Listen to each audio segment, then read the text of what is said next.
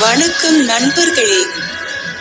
ராமருக்கும் அன்னை சீதைக்கும் நடந்த ஒரு போட்டி பற்றி தெரியுமா?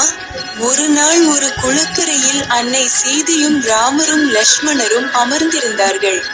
அப்போது அன்னை சீதைக்கும் ஸ்ரீராமருக்கும் ஒரு போட்டி வைப்பதாக பேசிக்கொண்டனர்.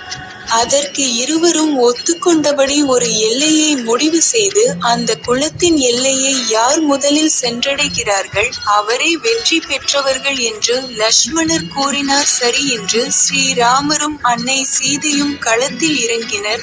ராமர் மிகுந்த வேகத்துடன் இலக்கை அடைய வந்துவிட்டார். அன்னை சீதையை மிகவும் கஷ்டப்பட்டு வந்து கொண்டிருந்தபோது அதை கண்ட ஸ்ரீராமர், நான் யாருடன் போட்டியிடுகிறேன், எனது அன்பானவளுடன் அல்லவா?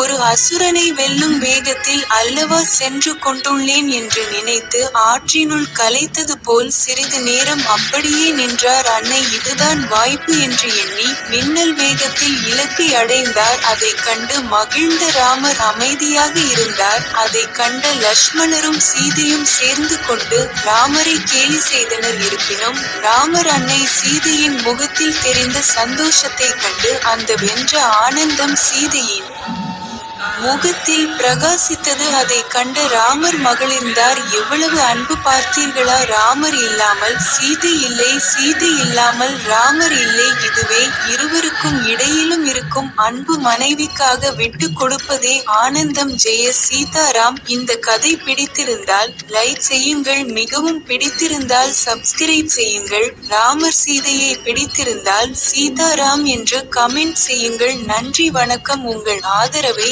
ஆனந்தன் சேனலுக்கு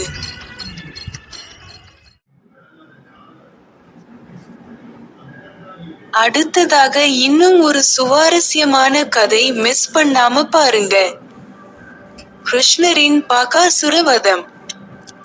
ஆயர் குலத்தில் சிறுவர்கள் அனைவரும் தம் கன்றுகளுக்கு தண்ணீர் காட்டுவதற்காக தினமும் கன்றுகளை யமுனை நதிக்கரைக்கு அழைத்து செல்வது வழக்கம். யமுனை நதியில் கன்றுகள் தண்ணீர் குடிக்கும் போது அச்சிறுவர்களும் தண்ணீர் அருந்திக் கொள்வார்கள். அதேபோல் ஒரு நாள் சிறுவர்கள் நீர் அருந்திவிட்டு நதிக்கரையில் அமர்ந்திருந்தனர். அப்போது உருவத்தில் வாத்தை போல மலை போன்ற ஒரு மிருகத்தை பார்த்தனர். சிறுவர்கள் அம்மிருகத்தின் வடிவத்தை கண்டு பயந்து போயினர். பகாசுரன் என்னும் பெயர் கொண்ட அம்மிருகம் கம்சனின் நண்பன் ஆவான். அரக்கன் திடீரென ஸ்ரீகிருஷ்ணரை தன் கூரிய அலகுகளினால் வேகமாக விழுங்கினான். இதனை பார்த்த பலராமரும் மற்றும் அவரது தோழர்களும் என்ன நடக்கப் போகிறதோ என்று நினைத்து பயந்துவிட்டார்கள். பகாசுர அரக்கன் கிருஷ்ணரை விழுங்கியபோது அவனின் தொண்டை எரிவது போல் உணர்ந்தான். பகவான் கிருஷ்ணரின் சக்தியால் அரக்கனின் தொண்டையில் எரிச்சல் ஏற்பட்டது. உடனே அரக்கன் கிருஷ்ணரை வெளியில் உமிழ்ந்துவிட்டு தன் கூரிய அலகுகளால் கிருஷ்ணரை கொல்ல முயன்றான். அப்போதும் கிருஷ்ணர் பயப்படாமல் அந்த பறவை போல் இருக்கும் அரக்கனின் அலகுகளை பிடித்து அரக்கனின் வாயை பிளந்தார். இதனால் அரக்கன் உயிரிழந்தான். இதனை சுவர்க்கவாசிகள், ஆகாயத்திலிருந்து கந்தர்வர்கள் சாமேலி என்னும் நறுமணம் மிக்க மலர்களை தூவி பகவான் ஸ்ரீ கிருஷ்ணரை பாராட்டினார்கள். இந்த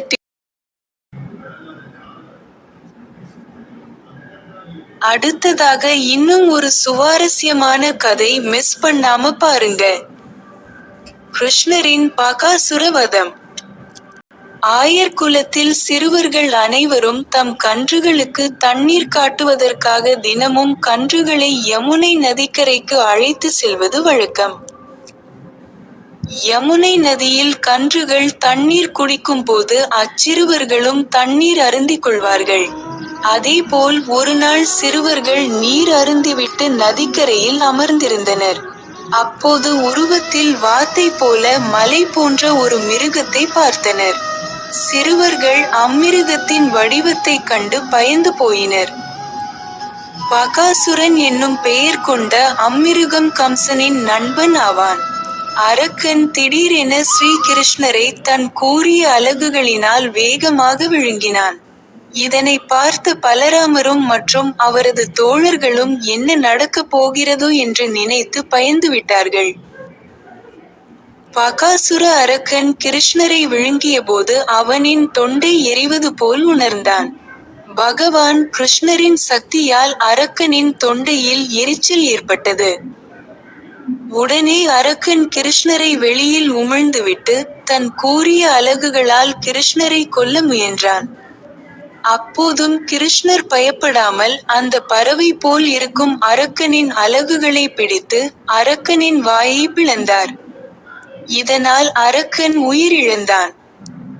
இதனை சுவர்க்கவாசிகள் ஆகாயத்திலிருந்து கந்தர்வர்கள் சாமேலி என்னும் நறுமணம் மிக்க மலர்களை தூவி பகவான் ஸ்ரீ கிருஷ்ணரை பாராட்டினார்கள்.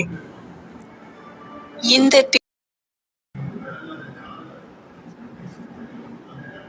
அடுத்ததாக இன்னும் ஒரு சுவாரஸ்யமான கதை மிஸ் பண்ணாம பாருங்க. கிருஷ்ணரின் பகாசுர வதம். ஆயர் குலத்தில் சிறுவர்கள் அனைவரும் தம் கன்றுகளுக்கு தண்ணீர் காட்டுவதற்காக தினமும் கன்றுகளை யமுனை நதிக்கரைக்கு அழைத்து செல்வது வழக்கம். யமுனை நதியில் கன்றுகள் தண்ணீர் குடிக்கும் போது அச்சிறுவர்களும் தண்ணீர் அருந்திக் கொள்வார்கள். அதேபோல் ஒருநாள் சிறுவர்கள் நீர் அருந்திவிட்டு நதிக்கரையில் அமர்ந்திருந்தனர். அப்போது உருவத்தில் வாத்தை போல மலை போன்ற ஒரு மிருகத்தை பார்த்தனர். சிறுவர்கள் அம்மிருகத்தின் வடிவத்தைக் கண்டு பயந்து போயினர். பகாசுரன் என்னும் பெயர் கொண்ட அம்மிருகம் கம்சனின் நண்பன் ஆவான். அரக்கன் திடீரென ஸ்ரீகிருஷ்ணரை தன் கூரிய அலகுகளினால் வேகமாக விழுங்கினான். இதனை பார்த்த பலராமரும் மற்றும் அவரது தோழர்களும் என்ன நடக்கப் போகிறதோ என்று நினைத்து பயந்துவிட்டார்கள். பகாசுர அரக்கன் கிருஷ்ணரை விழுங்கியபோது அவனின் தொண்டை எரிவது போல் உணர்ந்தான். பகவான் கிருஷ்ணரின் சக்தியால் அரக்கனின் தொண்டையில் எரிச்சல் ஏற்பட்டது. உடனே அரக்கன் கிருஷ்ணரை வெளியில் உமிழ்ந்துவிட்டு தன் கூரிய அலகுகளால் கிருஷ்ணரை கொல்ல முயன்றான். அப்போதும் கிருஷ்ணர் பயப்படாமல் அந்த பறவை போல் இருக்கும் அரக்கனின் அலகுகளை பிடித்து அரக்கனின் வாயை பிளந்தார். இதனால் அரக்கன் உயிரிழந்தான். இதனை சுவர்க்கவாசிகள் ஆகாயத்திலிருந்து கந்தர்வர்கள் சாமேலி என்னும் நறுமணம் மிக்க மலர்களை தூவி பகவான் ஸ்ரீ கிருஷ்ணரை பாராட்டினார்கள். இந்த